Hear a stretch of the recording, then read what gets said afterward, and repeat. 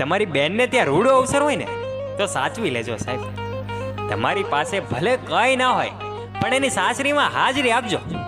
કેમ કે દીકરીના મા બાપ પછી એનો ભાઈ જ બધું હોય છે. હજારો વસ્તી વચ્ચે, મારી વાત સમજજો, હજારો વસ્તીની વચ્ચે એની આંખો એના ભાઈને જ શોધતી હોય છે. તમારી પત્નીને તમે સારું ઘર આપો છો, હરવા ફરવા લઈ જાઓ છો, ઘરમાં બધું જ તમે એને વસાવી આપો છો. તમને એમ છે કે આટલો પ્રેમ તો કરું છું, એને બીજું શું જોઈએ? પણ સાહેબ, એને ખાલી આ બધાની જરૂર નથી હોતી. જરૂર છે બસ તમારા સાથની, તમારા પ્રેમની. જરૂર હોય છે કે ગમે તેવો સારો કે ખરાબ સમય હોય ત્યારે કોઈ સાથ આપે કે નહીં, પણ એનો પતિ એની સાથે જ હશે એ વિશ્વાસની. તમારા થોડા સમયની તમે ફક્ત એના જ છો, એ અહેસાસની, જે હક ફક્ત એનો એકનો જ છે. પરણીને આવતી દરેક વહુને આવતાની સાથે જ ઘરની તમામ ફરજો, નીતિ નિયમો, રહેણી કહેણી, ઘરના દરેક વ્યક્તિની પસંદ નાપસંદ બધું જ જણાવી દેવામાં આવે છે. અને એમ છતાં સસરા પક્ષની ઈચ્છા મુજબના વર્તનમાં જો કોઈ પણ ફેર પડે ને તો ન પૂછો વાત, એટલી હદે મેન્ટલી ટોર્ચર કરવામાં આવે છે.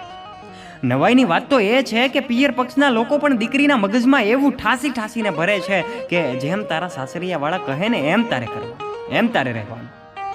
બધા જ લોકો એક વહુની શું ફરજ છે તમામ બાબત સમજાવે છે, પણ કોઈ એકાદ વ્યક્તિ પણ એવું કેમ નથી કહેતું કે પરણીને આવવાની સાથે તારા ઘણા બધા હકો પણ છે.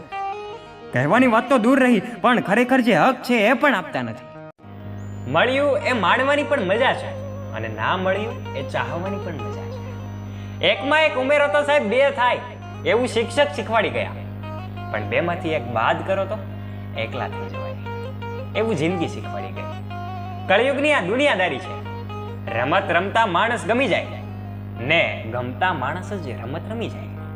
ઘણા લોકો માટે એવું સારો નથી હોતો, પણ તમે જ કહો કેવો એવો દરિયો છે જે ખારો નથી હોતો. કડવું છે પણ સત્ય છે.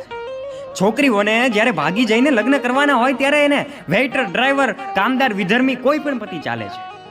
પરંતુ જો મા બાપના નિર્ણય મુજબ એરેન્જ મેરેજ કરવાના હોય તો આ જ છોકરીઓને હેન્ડસમ, સરકારી નોકરી, બિઝનેસ, બંગલો, ફ્લેટ, 4 વ્હીલ, સરસ રીતે સેટલના અનંત માગણીઓ હોય છે.